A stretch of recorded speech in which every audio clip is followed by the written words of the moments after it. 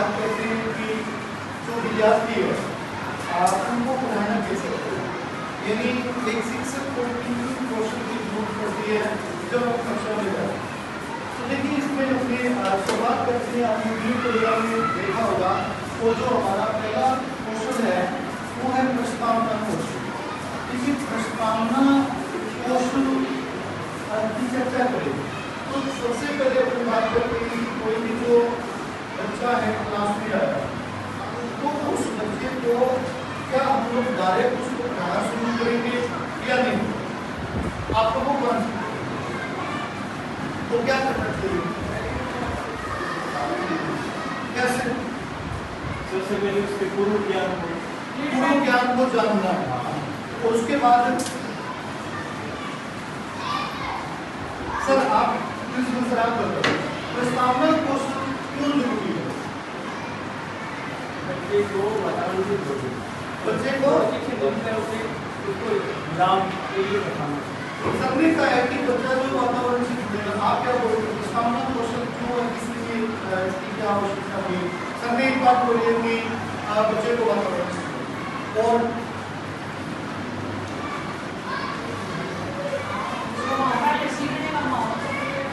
हाँ बच्चे देखिए एक बच्चा घर से आया तो विभिन्न प्रकार की काफी परेशानियां लेके आया, तो उस बच्चे को जो बिंदु हम लोग पढ़ाए उसके प्रति तत्पर करना है। प्रस्तावना कौशल का सबसे बड़ा उद्देश्य होता है बालक को पढ़ने के लिए तैयार करना, तत्पर करना होता है।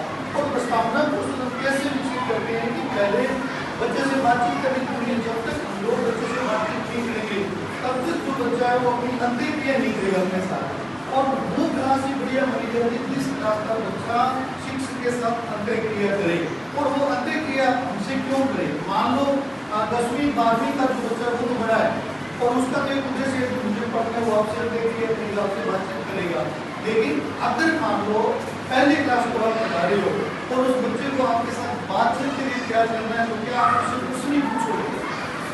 पहली दूसरी क्लास का बच्चा है तो आपने कहा सर ने बोला कि हम पूछेंगे, पूर्व ज्ञान देखेंगे, तो पहली क्लास का बच्चा है उसके पास कोई उद्देश्य नहीं है, उससे अपने कैसे बराबर करेंगे, उसको क्या किस तरह के क्वेश्चन उसके जैसे घर के सदस्यों के बारे में जानना, घर में कौन कौन है, हाँ उसके बारे में पहले बच्चे के बारे में बात करेंगे। सबसे पहले करेंगे कि तुम्हें भाई ये शर्ट बहुत अच्छी पहनी है, किसने पहनाई थी, कहाँ से लाया था, तब वो बच्चा आपके साथ क्या करेगा अंतर्क्रिया करने की कोशिश।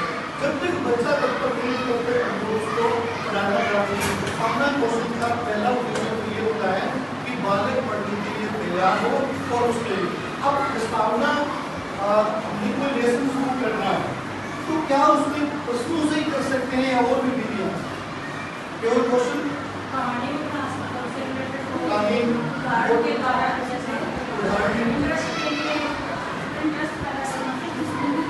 आप लोग चार से भी कर सकते हो, दो से भी कर सकते हो, कोई चीज से भी आप कर सकते हैं। यानी जो बालक है वो पढ़ने के लिए तैयार हो जाता है। प्रस्तावना कौशल में यही कौशल। दूसरा हमारा जो कौशल आता है वो आता है इसमें प्रश्न कौशल, यानी ये कौशल सबसे पहले मैं बात करूं कि प्रश्न कौशल क्यों जरूरी है, ये क्या काम करेगा?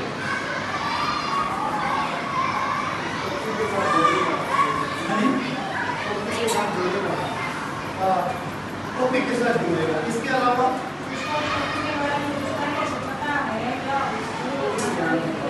उसका असर प्रश्न कौशल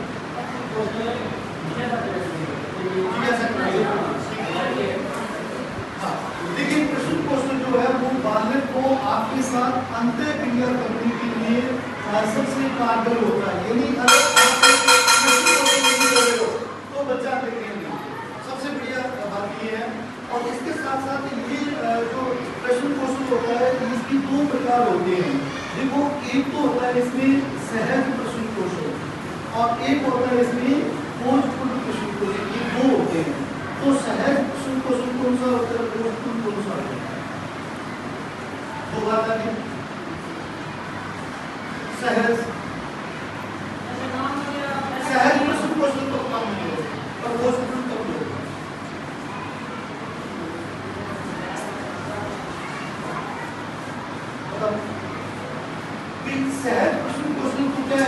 मालूम है बच्चे के साथ सीधा ये रखने के लिए इंतजार करेगा।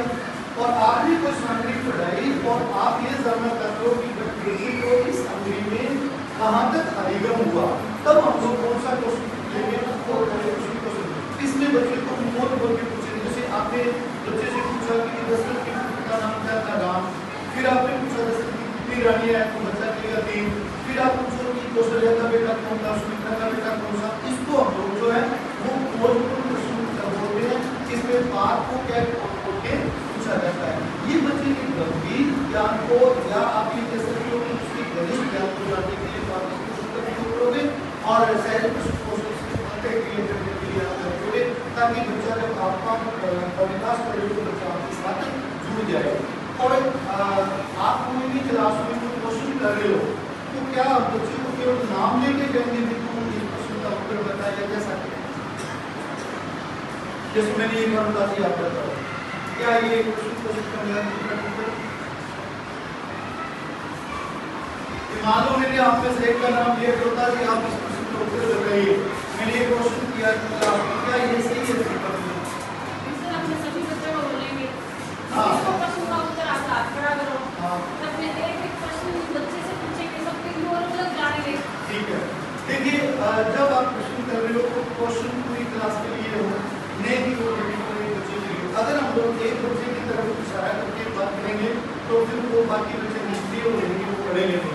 हमें सभी के लिए क्वेश्चन छोड़ना है, बीच में सेंटर में आके क्वेश्चन बोलना है और उसके बाद हम लोग कह सकते हो कि इनको आता है तो बच्चे ने आपको जो पूछ सकते हैं। यानी क्वेश्चन की दूसरे का भाग को सबके लिए क्वेश्चन होना चाहिए ताकि सारे बच्चों को।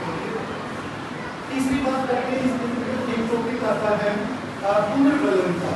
लेकिन पुनर्बलन सबसे पहले अगर मैं बात करूँ कि पुनर्बलन होता क्या है, क्या परिभाषा हो सकती है?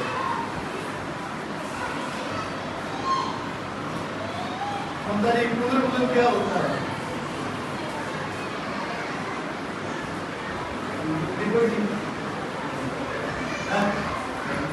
वो तो इंग्लिश सोच रहे थे। सर बच्चे को मोटिवेट करना, मोटिवेट जैसे करना। मान लो बच्चे से हमने कुछ पूछा, बच्चा उसके बारे में बहुत कम जानता है तो उधर उसको मेरी कोई मोटिवेट करेंगे। डेफिनेशन दो। आप कोई डेफिनेशन दो।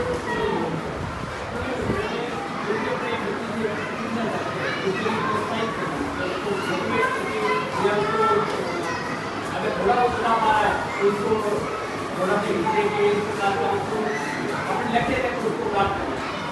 सर आपने सर उसको सही ट्रैक पे ले जाना बच्चे को। आपने आप दोनों ने डेफिनेशन जो बताई है ना, वो केवल सकारात्मक मतलब होता है कि बच्चा जो क्रिया कर रहा है उस क्रिया को बढ़ाने के लिए और घटाने के लिए दोनों के लिए पुनर्बलन की आवश्यकता पड़ेगी। तो पुनर्बलन के दो रूप हो जाएंगे, एक बिल्कुल हो जाएगा सकारात्मक पुनर्बलन और एक क्या हो जाएगा नकारात्मक पुनर्बलन। सकारात्मक पुनर्बलन और नकारात्मक पुनर्बलन इसके दो रूप बनेंगे। अब जो सकारात्मक पुनर्बलन और नकारात्मक पुनर्बलन इसके भी दो रूप होते हैं, एक शाब्दिक एक अशाब्दिक। उसका एक शाब्दिक और एक अशाब्दिक आ जाएगा। बच्चे की कोई वांछित क्रिया की तब तो हम सकारात्मक पुनर्बलन देंगे और बच्चा अवांछित क्रिया कर रहा है तो उसको नकारात्मक पुनर्बलन देगा। यानी पुनर्बलन का मतलब होता है कि बच्चे की प्रत्येक क्रिया को प्रोत्साहित करने के लिए इसको दिया। और ये पुनर्बलन आप शाब्दिक दे सकते हो, बोले के शाबाशी क्रिया कर सकते हो, अशाब्दिक क्रिया आप इशारा करके कर सकते हो। नकारात्मक पुनर्बलन जो बच्चे की अवांछित क्रियाओं को रोकने के लिए होता है, इसमें बच्चे को सारी क्लास के सामने नहीं रखता है, बिल्कुल उसको अकेले बिता के प्रेम से समझा के वो भी नकारात्मक थोड़ा सा क्लास की पीछे एक क्लास आज आप लोगों को